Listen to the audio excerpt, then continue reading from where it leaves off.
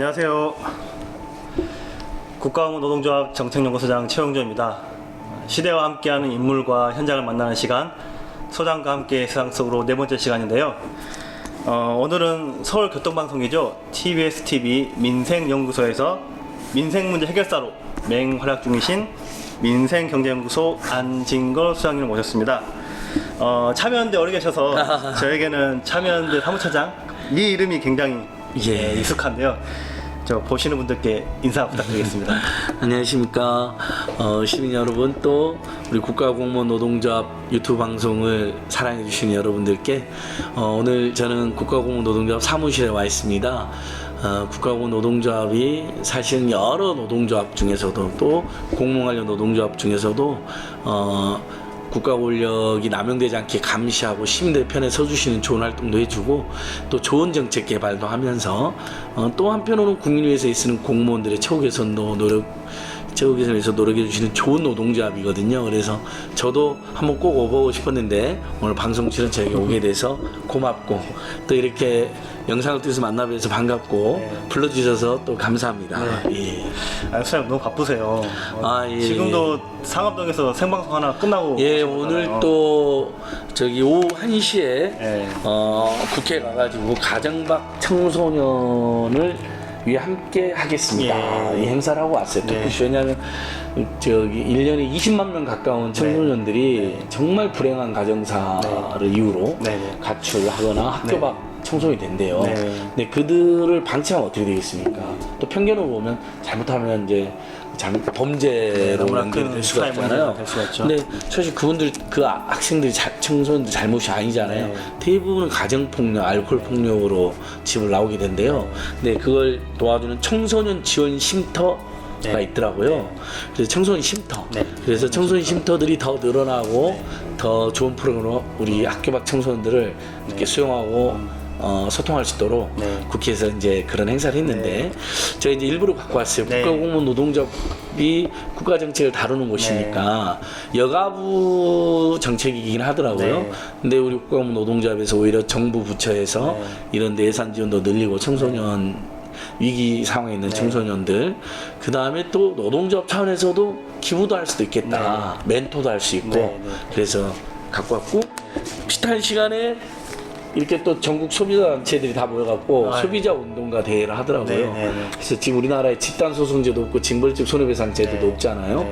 그걸 촉구하는 대규모 집회를 하더라고요. 그래서 가서 또 반갑게 인사도 드리고 왔는데요. 오늘 하루에 이거를 지금 다 스케줄로 아니 이것만 했겠습니까? 이거 끝나고 국회에서 이 두 가지 일정을 소화한 다음에 바로 또 한 기업에 가가지고 그래서 기업들을 왜 NGO들이 감시 견제하는지 또 기업들이 왜 사회적 책임을 다해야 되는지 강의도 하고 그 다음에 바로 이제 TBS-TV 민생연구소로 또 달려가서 지금 오늘 저 시민들이 상가 임대차 보호법 전국에 650만 중소상공인들이 있는데 그중 대부분이 임차인들이거든요. 그래서 그분들을 위한 상가 임대차 보호법이 어떻게 개정돼야 되는지 또 이제 공무원들이 하는 일이니까 법률구조공단이나 서울시, 경기도 등에 설치되어 있는 상가임대차 분쟁조정위원회, 상가임대차 상담센터가 설치되어 있으니 임차 상인들께서 당하지 말고 거기에 상담도 하시고 분쟁조정도 신청하셔라.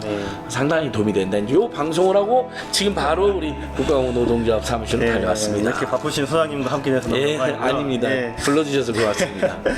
우리 소장님 본 소속이 민생경제연구소로 처음에 이렇게 이름이 있었고 지금 진행하시는 TBS-TV의 프로그램도 민생연구소로 그냥 비슷한데 꼭 기획할 때 같이 참여하신 건가요? 네, 그렇습니다. 작년 3월까지 이제 참여연대 사무처장 일을 했었고요. 4월에 이제 임기를 연장할까 고민하다가 아니다 저기 남아있는 뜻 있는 분들이 참여연대는 더 열심히 하시면 좋을 것 같고 저는 또 새로운 길을 개척해서 한국 사회에 좀 보탬이 되고 우리 국민한테 보탬이 되자.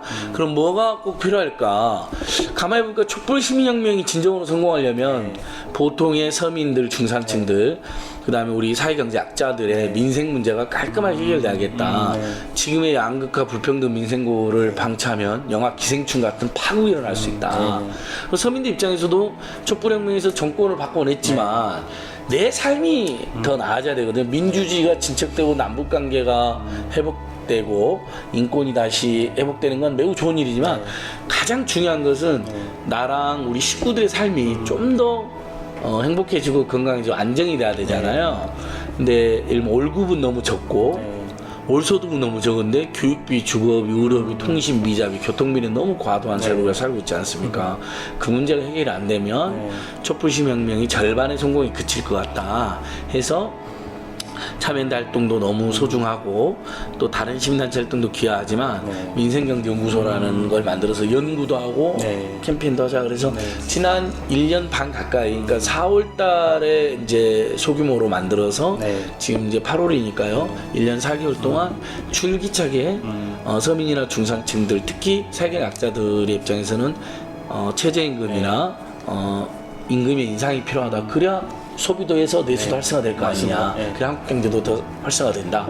그다음에 근데 그것을 지급해야 될 상황에 놓여 있는 영세 중소기업이나 중소기업 입장에서는 그 돈마저도 줄 수 없는 딱한 사정인데 그걸 못 준다고 그분들 요구할 게 아니라 그분들이 최저임금도 못 줄 만큼 어려운 상황에 처해 있는 건 무엇이냐. 재벌 대기업들이 시장 침탈하고 재벌 대기업 본사들이 가맹점이나 대리점주들 수탈하고 또 건물주들이 너무 많은 임대료를 받아가고 또 신용카드 재벌들이 너무 많은 카드 수를 받아가고 정부는 그들을 제대로 지원하지 않고 이제 이런 복합적인 문제가 있는 거예요. 그래서 다음에 최저임금도 오르고 중소상공인 월소득도 올라가려면 굉장히 여러 정책들이 병행돼야 된다. 그래서 그걸 한 1년 4개월 동안 그 부분만 집중 캠페인하고 이러고 이제 살고 있는데 TBS에서 연락이 온 거예요. TBS에서. 잘 살고 계셨는데. 예. 예전에 전국 언론노조 위원장을 하셨던 KBS PD 출신인 이강택 PD님이 이제 지금 사장님, TBS 사장님 오셨는데 와갖고 가만히 보니까 TBS가 라디오는 엄청 잘 되는데 상대적으로 TV가 이제 라디오에 비해서는 좀 시민들의 주목을 못 받고 있으니까 TV에서도 라디오에 김어준이 있다면 TV에서도 좀 간판 프로 만들어 보자. 그래가지고 뉴스공장 못지않게 굉장히 공을 들여주셔가지고 민생 문제만 매일처럼 1시간 동안 방송을 만들어 보자고 연락을 주셨길래 안 그래도 저도 그런 프로그램 꼭 필요하다고 생각했다. 얼마나 많은 서민들과 노동자들과 우리 을들이 지금도 고통을 받고 있느냐. 많은 사회경제 약자들, 보통의 서민 중산층들의 살아가는 이야기. 그들이 조금 더 행복하고 그들의 삶이 좀 더 경제적으로 사회적으로 나아질 수 있는 이야기를 해보자. 오로지 민생 문제만 다뤄보자 해서 올해 2월 말부터 2월 25일이었습니다. TV 민생연구소를 시작해서 현재 130회 가까이 방송을 하고 있습니다. 그래서 아무리 그 전에도 민생 문제에 많은 관심을 가지고 계셨지만 말씀하신 것처럼 2월 25일 시작해서 130회가 넘는 방송을 생방송을 하고 계신데 그 기획하고 현장 찾아가고 힘들지 않으세요? 그러니까 그냥 스튜디오에서 딱 1시간 생방송하는 것도 힘들거든요. 막 광화문에서 우리 촛불 시민혁명 때 뭐 100만 명 앞에서 잠시 사회를 보고 이런 것도 힘들었지만 생방송은 더 힘들더라고요. 또 다르죠. 등에 막 땀이 나고 실수할까봐 조마조마하고 외웠던 대본도 막 생각이 갑자기 안 나기도 하고 그래서 정말 아슬아슬해 저는 방송을 하고 있는데 어떤 시민들께서는 또 앉은 글씨가 막 아슬아슬하고 조마조마한 게 재밌다 하는 분들도 있더라고요. 평소에 그런 모습 보이기 힘드시잖아요. 그냥 평소에 약간 능숙능란하게 그냥 약간 유머러스하게 재밌게 살았는데 방송에서는 어쨌든 공영방송이고 사회적 책임이 있는데 그냥 평소처럼 까불까불할 수도 없는 거고 그냥 제가 하고 싶은 말을 함부로 해서도 안 되는 거기 때문에 훨씬 더 긴장이 되고 어렵더라고요. 그러면서도 경제 약자들의 서민들의 이야기, 민생 문제 이야기, 노동 문제 이야기를 진지하게 해야 할 상황. 근데 또 재미가 없으면 시청률이 떨어지잖아요. 그래서 가급적이면 또 너무 엄숙하고 진지한 이야기이긴 하지만 심각한 이야기긴 하지만 가급적 좀 밝고 재미있게 전달해드리는 방법이 없을까. 그래서 그런 걸 연구하면서 방송하니까 다른 방송보다 조금 더 피곤하고 힘든 것 같아요. 그냥 편안하게 웃고 즐기는 방송도 아니고 그냥 아주 진지하게 민생 문제만 하기에는 또 시민들이 재미없어 하실까봐 양다르게 조금 더 재미도 있고 아무래도 좀 더 관심을 주실 수 있도록 고민돼야 되니까 조금 더 피곤한 느낌이 있습니다만 그래도 이제 같이 진행하는 이제 개그우먼 곽현아님 또 프리랜서 기자 박철민 기자 이분도 이제 영화나 TV에도 많이 나오시는 분인데요. 그분들 이제 둘이 저랑 셋이서 이제 오손도손 이제 진행하다 보니까 조금 최근에는 이제 요령도 붙고 또 진지하게 전달하면서도 중간중간에 아재 개그도 하면서 이렇게 진행하게 되는 것 같습니다. 저도 영상 실제로 보니까 이렇게 균형을 맞추시면서도 이렇게 또 재미를 주시려고 노력하시는 거 모습이 세 명의 궁합이 아주 잘 맞는 것 같더라고요. 예, 여기 우리 국가공무원 노동조합 오니까 이게 되게 반갑더라고요. 국가공무원 노동조합에서 만든 역사를 잊은 민족에게는 미래가 없다.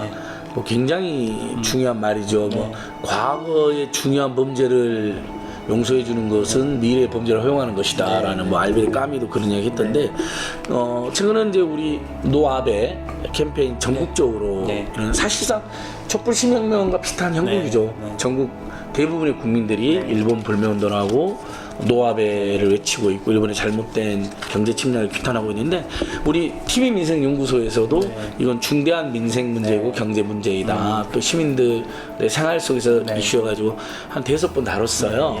근데 최백은 교수님이라 요즘 가장 핫하신 교수님 있는데 건국대 교수님. 시민들 사이에서 아주 가짜 경제 뉴스를 팩트 체크해주고 정말 서민들과 중산층들 입장에서 민초들이 위한 경제야 또 문재인 정부의 소득주도 성장이나 최저임금 인상이 일부 부작용이 있어도 그 방향이 옳거든요. 근데 그걸 너무 일부 수고 언론과 일부 보수 정당에서 너무 물어뜯으니까 그걸 진짜 잘 반박해 주시는데 또 일본의 경제 침략에 대해서도 가짜 뉴스 되게 많았잖아요. 뭐 자유한국당에서는 뭐 한국이 일본 50년간 못 따라간다라는 너무나 허무하고 말도 안 되는 이야기를 했는데 그런 부분들을 이제 조목조목 반박해 주셨거든요. 방송에 나와가지고 그러니까 시민들 호응이 대단했어요. 지금 벌써 그게 유튜브 우리가 이제 TV로도 생중계가 되고 유튜브로도 동시 생중계되고 나중에 이제 유튜브는 계속 도는 거잖아요. 조회수가 지금 유튜브 시청자 수만 40만 명이 넘어. 제가 확인해 보니까 조회수가 나오더라고요. 그래서 이대로 가면 100만 명도 넘을 것 같고요. 또 뭐 인천의 수돗물 사태, 또 방금 말씀드린 일본 불매운동 이야기, 이렇게 시민들의 민생과 직결된 문제. 또 우리 국민들 모두가 분노하고 있는 문제 이런 이슈를 잘 선택해서 하면 저희들이 사실 TBS TV가 종편도 아니고 공중파도 아니잖아요. 채널 번호 다들 기억 못 하실 거예요. U+ 기준으로 245번에 가 있고 케이블 방송들은 정말 이렇게 불리하고 불평등한 조건에서 공중파나 종편들하고 이제 경쟁을 해야 되는 건데 그래도 많이 봐주시고 계시더라고요. 그래서 정말 시민들의 관심과 응원이 저는 큰 힘이 되고 있습니다. 그래서 그런 노력들을 반영한 것인지 어떤 언론에서는 민생연구소를 두고 본질을 꿰뚫는 이슈 연속성이 장점이다라고 평을 했고 또 4월에는 그 민주언론시민연합에서 이달의 좋은 프로그램상을 받았어요. 뭐 이런 비결 또는 다른 다큐 또는 시사 리포팅 프로그램하고 다른 민생연구소만의 차별성이 있을까요? 아까 말씀드린 TV민생연구소는 우리나라 방송 모든 방송사 그다음에 방송 역사를 통틀어서 처음으로 일명 어떤 신문에서 어떤 방송에서 일주일에 한 번 정도 또는 신문의 일부분을 민생 문제로 채우긴 하죠. 그런 방송이 없진 않았어요. 굉장히 이제 선구자적이고 방송법이 정한 방송법에 보면 상대적으로 소외된 분들, 사회학자들의 목소리를 방송 반영해야 된다고 되어 있거든요. 방송의 의무로 되어 있습니다. 하지만 우리나라 방송 어디에 실제 서민들만 사회학자들 이슈만 다룹니까? 항상 재벌 대기업을 봐주고 그들의 편향된 방송이 많았고 특히 종편은 정말 말할 것도 없이 지금도 늘 서민들을 위한 좋은 정책들을 방해하고 음해하고 가짜뉴스를 퍼뜨리고 있는데 방송법이 정한 방송의 공공성 또 공익성 거기다가 사회경제 약자나 소외된 분들의 목소리를 적극 반영해야 된다라는 걸 아주 충실하게 매일처럼 일주일에 한 번도 아닙니다. 매일처럼 1시간 동안 그것도 주제가 1시간 내내 모든 게 민생 문제, 서민 문제, 노동 문제, 그다음에 시민들의 생활에 도움이 되는 정보들 거기다 또 서민들이나 보통의 우리 시민들이 비용을 절감할 수 있는 정보들, 돈을 더 벌 수 있는 정보들. 그래서 무슨 주식이나 부동산 투자나 투기 이런 게 아니라 이미 우리나라 정부나 지자체나 또는 공익재단들이나 뭐 이런 공공섹터에서 진행되고 있는 좋은 정책들, 민생대책이든 복지대책이든 또 서민들 비용 절감 대책이든, 예를 들면 이번 추석에도 고속도로 통행료가 면제되지 않습니까? 뭐 올라가고 못하는 사람이 있으면 안 되거든요. 그런 정책들 열심히 홍보드리고, 아동수당이나 국가장학금도 신청하지 않으면 하나도 못 받거든요. 그러니까 예를 들면 그런 부분도 열심히 신청해라고. 또 예를 들면 서울에서는 버스나 지하철 6시 반 전에 타면 대중교통 요금 20% 할인되고 있는데 모르시는 분들이 많아요. 저도 몰랐습니다. 예, 그런 것도 제가 적극 홍보하면서 20% 요금 할인 받아라는 것도 안내해드리는데, 또 우리는 그냥 요금 할인 정보만 드리는 게 아니라 6시 반이면 너무 이르다. 시민들이 이용하기엔 너무 이르다. 아침 일찍 출근하는 서민들을 응원해주고 지하철이나 버스의 피크타임을 분산시키려고 하는 제도의 취지를 살리려면 7시 전까지는 확대하자. 그러면 많은 분들이 7시 전에 출근할 노력할 거고 20% 할인될 거고, 이러면 7시부터 9시가 이제 굉장히 피크타임인데 출근 분산이 좀 되지 않겠습니까? 그래서 저희가 이제 그런 개선 방향까지 이야기도 하고, 제로페이를 쓰면 중소상공인한테 유리하고 본인들 또 소득분 40% 쌓이니까 유리한지도 이런 것도 이야기하고, 막 이제 정말 일주일 내내 토요일을만 빼고 쉬니까 5일 내내, 그 다음에 1시간 내내 진짜 민생서민, 이런 방송은 시청자 여러분 정말입니다. 우리나라 역사, 어떻게 보면 전 세계 역사에서도 하루 일주일 내내 1시간 내내 민생 문제, 서민 문제만 다루는 방송 없을 겁니다. 그런데도 아직도 못 다룬 이슈들이 많아요. 제가 130번 넘게 했는데도 그만큼 아직도 우리나라 국민들이 너무나 많은 양극화, 불평등, 민생고 문제, 불공정한 문제, 가불 문제에 시달리고 있다.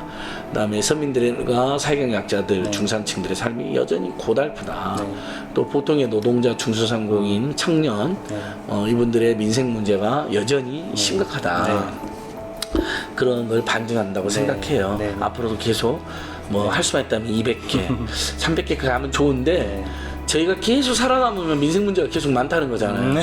어느 시점에서는 민생 문제가 말끔 해결돼서 저희 방송도 끝날 수 있는 그런 좋은 세상이 오면 좋겠습니다. 그래서 정책과 행정의 변화를 촉구하고, 또 그런 현장을 찾아가고, 또 시민들을 위한 깨알 생활팁까지 정말 좋은 프로그램으로. 맞습니다. 그래서 민원연, 우리나라의 이제 언론 감시 비평의 가장 전문성 있는 단체인 민주언론 시민연합, 줄여서 민원연인데, 민원연이 이달의 좋은 프로그램 상을 4월에 TBS 역사상 처음으로 받았다고 하더라고요. 좋은 프로그램 상은 뭐 이달의 좋은 프로그램 상은 처음 받아서 굉장히 저희가 고맙게 생각했고요. 그다음 얼마 전에 또 한겨레 신문이 매주 목요일마다 미디어 비평면을 운영하는데, 거기에 헤드라인으로 정말 대문짝만하게 크게 을들을 위한 편파 방송, 지금까지 이런 방송은 없었다. 이것은 방송인가? 을들의 을들의 무기인가? 뭐 이런 취지로 굉장히 좋게 방송에 대한 소개가 나갔습니다. 이제 한겨레 신문의 문현숙 기자님이 굉장히 꼼꼼히 취재를 써주셨는데, 다시 한번 이 자리를 빌어서 우리 한겨레 신문과 민원연에 감사드리고, 그 외에도 많은 시민단체들이나 시민들, 또 노동단체들, 또 평범한 서민들께서 이 방송 보고 모르는 걸 많이 알게 됐다. 이런 방송 꼭 하나쯤 있어야 된다고 응원해주고 계십니다. 진짜 바람이 있다면, 종편이 지금 굉장히 최악의 방송을 하는데도 15에서 20번을 차지하고 있잖아요. 채널 번호가요? 이런 완전히 특혜거든요. 그 다음에 모든 지역의 케이블 방송에서 의무적으로 틀게 또 해놨어요. 그러니까 그것도 특혜잖아요. 의무적으로 틀게 해놓고 굉장히 황금 채널을 배정받고 있잖아요. 근데 이런 TBS라든지 국회 방송이라든지 또는 KTV나 이렇게 시민들이 꼭 알아야 될 정책이나 정부의 조치, 국회 동향, 그 다음에 이렇게 시민들을 위한 공익방송, 이런 방송 채널들은 보시면 알겠지만 막 100번대, 200번대에 가 있어요. 그다음에 의무적으로 틀지도 않아요. 이런 방송들이 제가 보기에는 종편의 자리에 들어가야 돼요. 굉장히 시민들 편에서 개혁을 부르짖는 방송들이기도 하니까요. 아니면 최소 20번에 30번 사이면 들어가서 시민들이 손쉽게 이러면 국회가 어떻게 굴러가는지 봐야 국회의원들이 함부로 하지 않을 거 아닙니까? 지금도 국회의원들 일 안 하고 막 장애에서 뭐 한다고 돌아다니지 않았을까 몇 달 동안 법원 처리도 안 하고 그럼 그걸 국민들이 소상히 알아야지 평가를 할 거 아닙니까? 심판도 할 거고. 그러니까 그게 이제 국회 방송이거든요. 국회 방송. 그다음에 정부 정책이 어떤 정책들이 있고 어떻게 변화하고 개선되고 있는지를 방송하는 게 KTV가 있고요. 우리 공무원들이 굉장히 중요하죠. 공무원들이 애써서 만든 정책인데 홍보가 안 되면 굉장히 곤란하잖아요. 그러니까 그런 KTV, 그다음에 방금 말씀드린 시민의 방송인 우리 TBS 이런 꼭 저희들이 아니어도 좋은데 아무튼 정말 세계 약자의 편에 서고 시민이 꼭 알아야 될 어떤 정부의 정책, 국회 움직임, 그다음에 일반 시민의 편에서는 재벌이나 대기업이나 힘있고 빽 있는 사람 편에 서는 방송이 아닌 이런 방송들이 10번대에서 30번대 사이에 많이 들어가야 된다 이렇게 보고 있습니다. 또 RTV라고 해서 시민 방송도 있거든요. 그런 방송도 다 소장님도 기억 못 하시죠? 그렇죠. 어느 채널인지 9번 하면 KBS 떠오르시잖아요. 24번 하면 ITN 떠오르시고. 근데 이 방송들은 다 채널을 모르세요.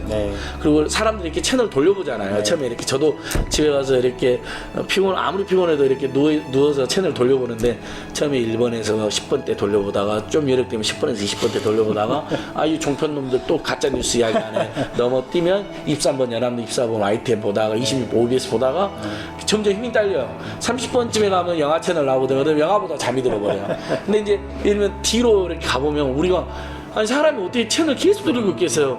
근데 40번 50번 가도 안 나와요. 이 방송들이 국회 방송, KTV, 시민 방송, TBS 이런 게 다 막 100번대 200번대 가 있거든요. 이건 좀 문제가 아주 심각하다. 변화가 필요할 것 같습니다. 알겠습니다. 지금까지 TBS에서 지금 진행하시는 민생연구소에 대해서 좀 다뤄봤고요.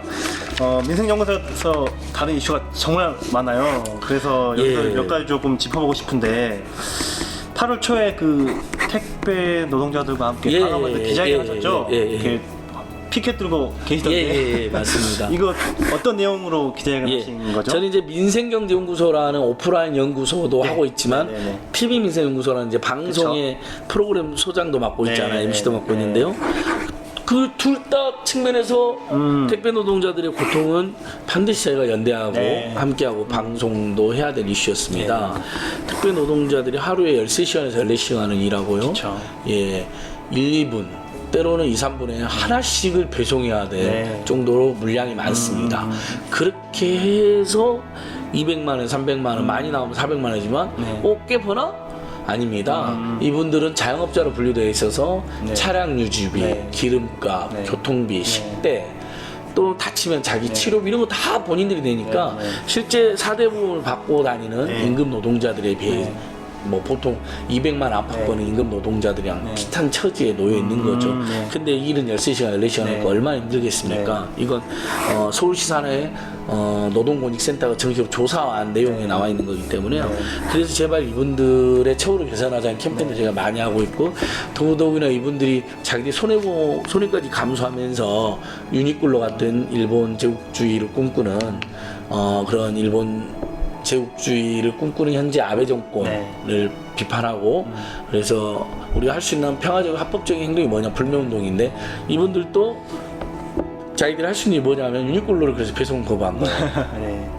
이분들도 본인들이 자영업자니까 그걸 배송 안 하면 손해가 발생하잖아요. 수수료 그만큼 못 받으니까 손해를 보면서까지 유니클로 배송 거부도 하셨는데요. 굉장히 고마운 분들이죠.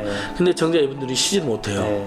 토요일까지 일을 하세요. 물량이 토요일 계속해서 오늘 주문하면 내일 배달 받아야 되는 시스템으로 돼 있으니까 얼마나 힘이 드시겠어요. 그래서 택배 연대 노조를 중심으로 택배 노동자들이 8월 15일 지나서 16일, 17일 이틀만 택배 없는 날 하게 해달라고 호소를 하셨어요. 쉬긴 쉬셨나요? 진짜로? 그래서 16, 17일 날 처음으로 이분들이 호소를 했고 CJ 대한통이나 이런 회사에서 그래도 일부 배려해 주셔가지고 그러니까 예를 들면 이제 소비자들도 13, 14일 날은 이제 우리가 주문을 이제 자제를 하는 거죠. 그럼 그만큼 물량이 덜하면 좀 실수가 있잖아요. 일찍 끝내거나. 그 다음에 예를 들면 설령 주문이 들어왔더라도 택배 회사들이 조금 늦게. 그게 이제 개인 주문이던 보통의 가장 큰 고객은 쇼핑몰들이겠죠. 인터넷 쇼핑몰 주문 고객들이든 간에 이번만큼은 조금 늦게 배달될 수 있습니다. 이렇게 이제 양이 구하고 이런 것들이 종합돼서 그래도 전국의 택배 노동 다 쉰 건 아닌데 한 1000여 명의 노동자들이 이번에 처음으로 쉬었다. 너무 고맙다. 왜냐하면 정말 효과가 이분들은 있었네요. 토요일까지 일을 하니까 일요일 날은 얼마나 피곤하겠어요. 그러니까 일요일 날은 또 쉬셔야 되잖아요. 주무셔야 되고. 그러니까 어디 한나절 야외도 가기가 쉽지 않았던 거예요.